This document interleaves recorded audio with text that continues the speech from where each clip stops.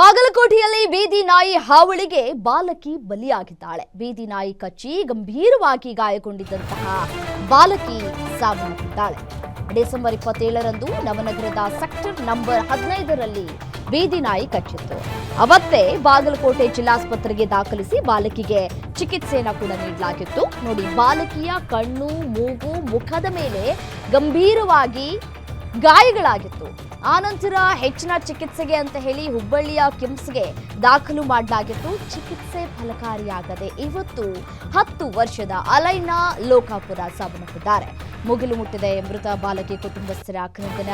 ಬೀದಿ ನಾಯಿಗಳ ಹಾವಳಿಯನ್ನ ತಡೆಗಟ್ಟುವಲ್ಲಿ ನಗರಸಭೆ, ಪಟ್ಟಣ ಪ್ರಾಧಿಕಾರ ವಿಫಲವಾಗಿದೆ. ಪ್ರತಿ ಬಾರಿಯೂ ಕೂಡ ಬೀದಿ ನಾಯಿಗಳ ಹಾವಳಿಗೆ ಮಕ್ಕಳು, ವೃದ್ಧರು ಬಲಿಯಾಗ್ತಾನೆ ಇದ್ದಾರೆ.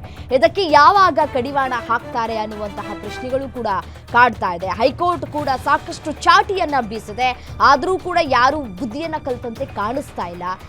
ತಮ್ಮ ಪಾಡಿಗೆ ತಾವು ನಡ್ಕೊಂಡು ಹೋಗ್ತಾ ಇರುವಂತಹ ಸಂದರ್ಭದಲ್ಲಿ ಬೀದಿ ನಾಯಿಗಳು ಒಂದಲ್ಲ ಎರಡಲ್ಲ 7ರಿಂದ 8 ಬೀದಿ ನಾಯಿಗಳು ಅಟ್ಯಾಕ್ ಮಾಡ್ತಾವೆ.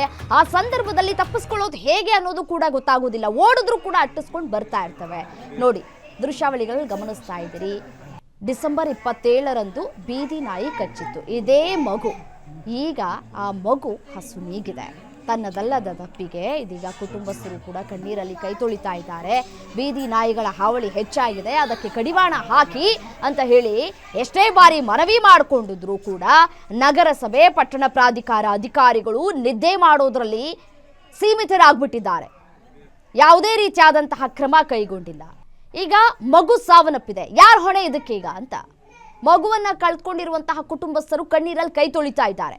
ಅದೇ ನಿಮ್ಮನೆ ಮಕ್ಕಳುಗಳಿಗೆ ಈ ರೀತಿ ಆಗಿದ್ರೆ ಸುಮ್ಮನೆ ಇರ್ತಿದ್ರಾ?